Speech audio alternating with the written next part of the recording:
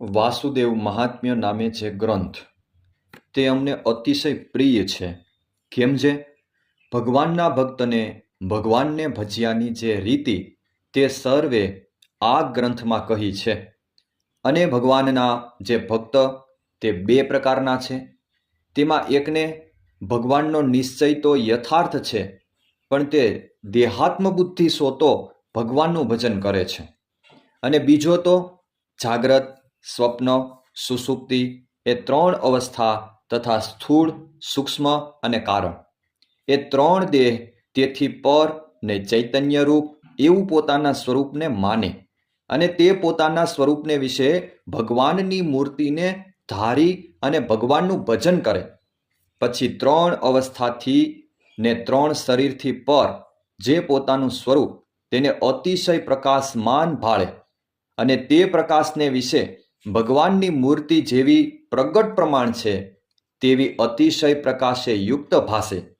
એવી રીતની સ્થિતિવાળો હોય ને એવી રીતની સ્થિતિ જ્યાં સુધી થઈ નથી ત્યાં સુધી ભગવાનનો ભક્ત છે તો પણ તેની માથે વિઘ્ન છે.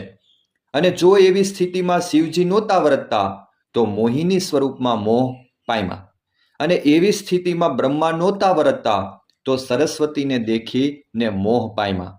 અને એવી સ્થિતિમાં નારદજી નહોતા વર્તતા તો પરણ્યાનું મન થયું. અને ઇન્દ્ર, ચંદ્ર આદિક તેમને જો એવી સ્થિતિ નહોતી તો કલંક લાગ્યા. અને ભગવાનનો ભક્ત હોય પણ જો એવી સ્થિતિને ન પામ્યો હોય તો ભગવાનને વિશે પણ પ્રાકૃત ભાવ પરખાઈ જાય છે. જેમ રાજા પરીક્ષિત એવો ભક્ત નહોતો તો રાસક્રીડા સાંભળી અને શ્રીકૃષ્ણ ભગવાનને વિશે સંશય થયો.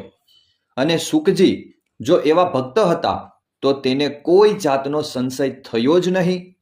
અને જે એવો ભક્ત હોય તે તો એમ સમજે છે મારે વિશે કોઈ દોષ અડી શકે નહીં તથા તે દોષ કાંઈ બાધ કરી શકે નહીં. તો જેને ભજનને કરીને હું આવો થયો એવા જે ભગવાન તેને વિશે તો કોઈ માય દોષ હોય જ કેમ?